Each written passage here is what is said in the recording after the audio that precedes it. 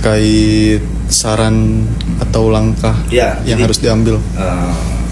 Langkahnya tentu aparat penegak hukum, law enforcement dari pihak polisian, kejaksaan sampai di meja pengadilan itu harus betul-betul selektif dalam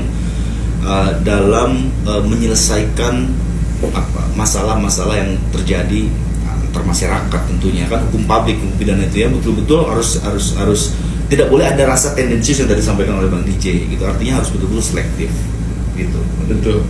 Iya, apalagi kejaksaan kan kemarin itu kan sudah tahu bahwa dari kepolisian sendiri ini kan P21-nya kan lama banget ini.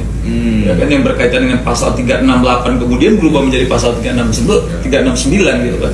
Jadi di sini kita melihat ada, kenapa saya katakan tadi jangan sampai ada tendensius like dislike ya, atau perilaku yang menyimpang dari aturan yang sebenarnya gitu.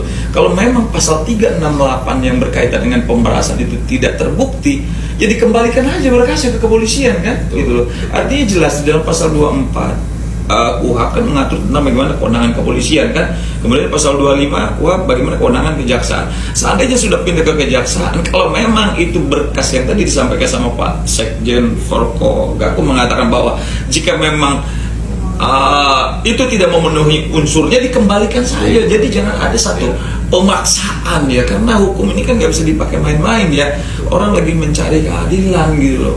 Orang bagaimana kepastian hukum ini bisa terrealisasi di negara kita gitu. Jadi jangan sampai publik menilai ini menjadi, sekali lagi saya katakan, ini menjadi presiden buruk bagi institusi kejaksaan. Harusnya kalau memang di dalam pasal 368 tidak terbukti, dikembalikan saja gitu loh. Ini kan dipaksakan menjadi pasal 369. Kemudian juga dijungtokan dengan pasal TPPU. TPPU ini kan sesuatu yang luar biasa gitu loh. Ini kan uang 2M, ya dugaan tindak pidana pemerasan kok dikaitkan dengan TPPU. Makanya ditolak mentah-mentah oleh majelis hakim. Ketika ditolak mentah-mentah oleh majelis hakim dengan pun vonis yang 4 tahun dari tuntutan 11 tahun, ini kan menjadi sorotan publik ya, menjadi tanda tanya ada apa dengan kejaksaan. Nah, maka di sini kebetulan ada Pak Sekjen dari Forum Koordinasi para Penegak Hukum, ini harus betul-betul kejaksaan menjunjung tinggi marwah kejaksaan itu sendiri dengan berperilaku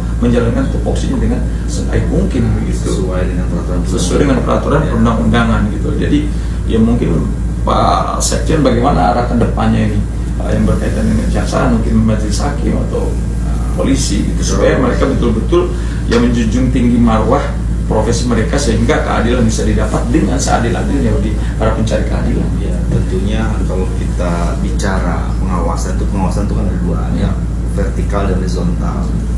Kalau vertikal itu di instansi kejaksaan itu sendiri, internal ya. Ya, kalau misalnya horizontal itu ya salah satunya kami sebagai pengawas eksternal Forkogakum, Forum Koordinasi Penegak Hukum. Nah, itu memungkinkan bahkan masyarakat pun bisa mengawasi kalau ada tindakan-tindakan represif dari APH, khususnya dalam hal ini misalnya dari kejaksaan yang tidak sesuai dengan job desk-nya. Nah, itu bisa kita adukan, dan melalui apa? Bisa melalui Komja, Komisi Kejaksaan. Lalu apa?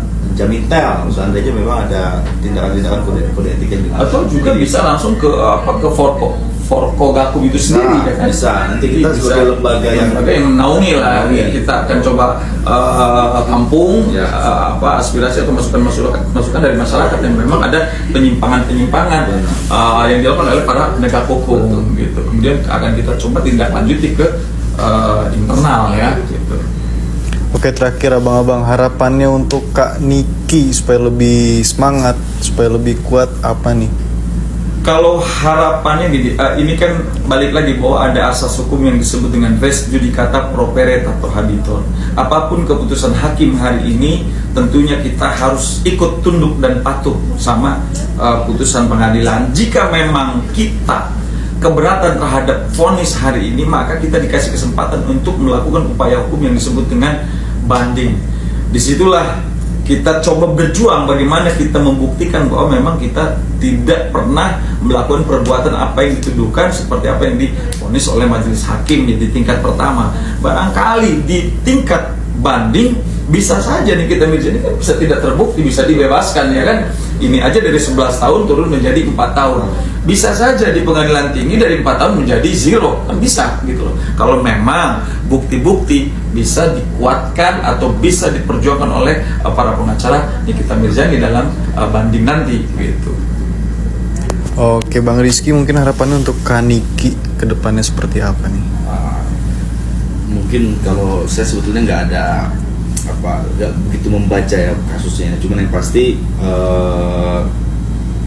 para pengacaranya, PH-nya kan sudah berusaha, dan ini saya rasa udah cukup maksimal, dan kalaupun memang perlu dimaksimalkan ya upaya tadi kan, upaya banding tadi kan.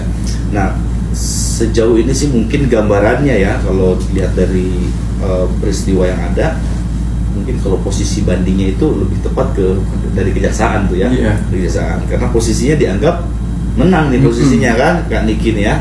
Nah cuman yang pasti tetap perjuangkan aja hak-haknya, kalaupun memang itu merupakan suatu tindak pidana, kan bisa juga bergeser ke arah perdata atau seperti apa dengan bukti-bukti yang ada. Mungkin itu aja. Oke, terima kasih Abang-abang atas statement dan sudut pandangnya Pak Dr. Dedi dan Sekjen Forkogakum. Sehat-sehat selalu kalian semua. Thank you.